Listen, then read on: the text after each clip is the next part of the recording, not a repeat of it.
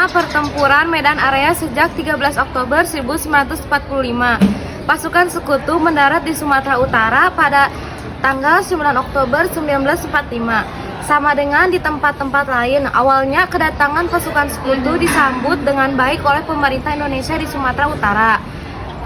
Insiden pertama terjadi pada 13 Oktober 1945 di Hotel Bali, Medan.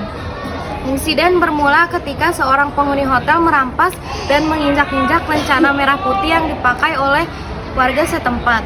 Hotel tersebut kemudian diserbu para pemuda, sebanyak 96 orang tewas dalam insiden tersebut. Sebagian besar orang-orang NICA orang tewas. Setelah kejadian tersebut, pasukan sekutu Inggris mengultimatum para pemuda dan rakyat di kota Medan agar menyerahkan senjatanya kepada sekutu. Sementara itu, NICA mulai melakukan aksi-aksi teror kepada rakyat. Ultimatum ini tidak dihiraukan dan sebaliknya malah semakin mengorbankan semangat perlawanan penduduk. Lama-kelamaan pihak sekutu dan NICA terdesak. Hal ini disebabkan pemuda dan TKR sering berhasil menghadang serta menyerbu pasukan sekutu yang sedang melakukan patroli. 2. Pertempuran Ambarawa sejak 26 Oktober 1945 pada 20 Oktober 1945 tentara sekutu di bawah pimpinan Brigadir Bethel mendarat di Semarang dengan maksud mengurus tawanan perang dan tentara Jepang yang berada di penjara Ambarawa dan Magelang. Kedatangan sekutu ini mulanya disambut baik. Gubernur Jawa Tengah M.R. Wongsonegoro bahkan menyepakati akan menyediakan bahan makan serta bantuan lain yang diperlukan demi kelancaran tugas sekutu. Sementara itu, pihak sekutu berjanji tidak akan mengganggu kedaulatan Republik Indonesia. Akan tetapi, NICA yang membonceng pasukan sekutu mempersenjatai para bekas tawanan tersebut. Hal ini menimbulkan kemarahan pihak Indonesia.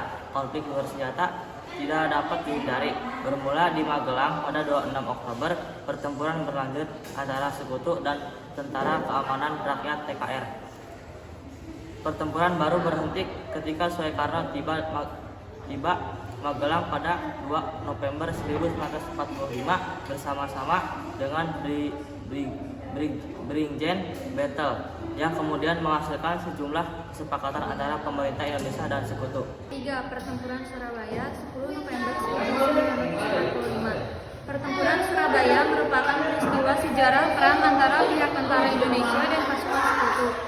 Peristiwa besar ini terjadi pada 10 November 1945 di kota Surabaya, Jawa Timur. Pertempuran ini adalah perang pertama pasukan Indonesia dengan pasukan asing setelah proklamasi kemerdekaan dan merupakan salah satu pertempuran terbesar dan terberat dalam sejarah revolusi nasional Indonesia yang menjadi simbol nasional perlawanan Indonesia terhadap kolonialisme. 4. Peristiwa Merah Putih di Manado 14 Februari 1946. Setelah mengetahui bahwa kemerdekaan telah diproklamasikan di Jakarta, masyarakat Minahasa, Sulawesi Utara melakukan aksi perlucutan senjata dan pengambilalihan kekuasaan dari Jepang. Gerakan ini diprakarsai oleh Dewan Minahasa yang dipimpin oleh M.R. S.S. Pelengkahu. Pada September 1945, datanglah tentara sekutu yang membawa serta NICA. Mereka bermaksud menegakkan kembali pemerintah Belanda di kota Manado. Kedatangan tentara sekutu dan NICA serta tindak tanduk mereka di Manado memicu kemarahan rakyat Minahasa. Hal ini memicu konflik bersenjata. Konflik pertama terjadi di Tondano dan Tomohan.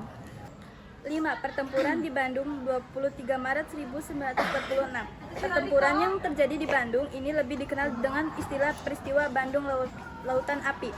Disebut demikian karena pada 23 Maret 1946 para pejuang Indonesia membumi hanguskan kota Bandung bagian selatan untuk mencegah tentara sekutu dan NICA menggunakan semua fasilitas sebagai markas militer mereka. Terjadi kontak senjata di setiap sudut kota. Pertempuran paling sengit di Desa Dayakolot sebelah Bandung Selatan. Di tempat itu terdapat gudang amunisi besar milik tentara sekutu. Dalam pertempuran ini, Muhammad Toha dan Ramdan, dua anggota milisi BRI Barisan Rakyat Indonesia, tewas dalam gudang amunisi yang mereka ledakan dengan dinamit. 6. Pertempuran Margarana atau Puputan Margarana 18 November 1946. Pertempuran yang terjadi di Margarana yang terletak di sebelah utara kota Tabanan, Bali ini dipicu hasil perundingan Linggarjati. Salah satu butir hasil perundingan tersebut menyatakan bahwa pengakuan secara de facto atas wilayah kekuasaan Indonesia hanya meliputi Jawa, Madura, dan Sumatera.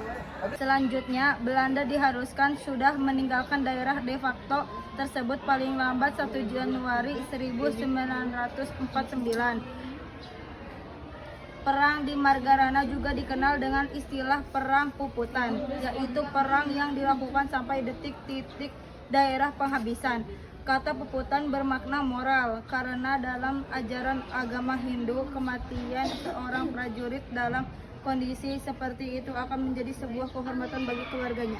Yaitu yang ketujuh, peristiwa Westerling di Makassar 7 Desember 1946.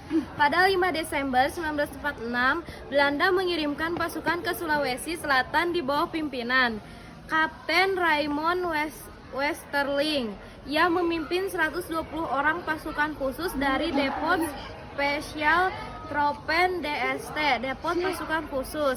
Misi utama Westerling menumpas perlawanan para pejuang dan rakyat Sulawesi Selatan yang menentang pembentukan negara Indonesia Timur.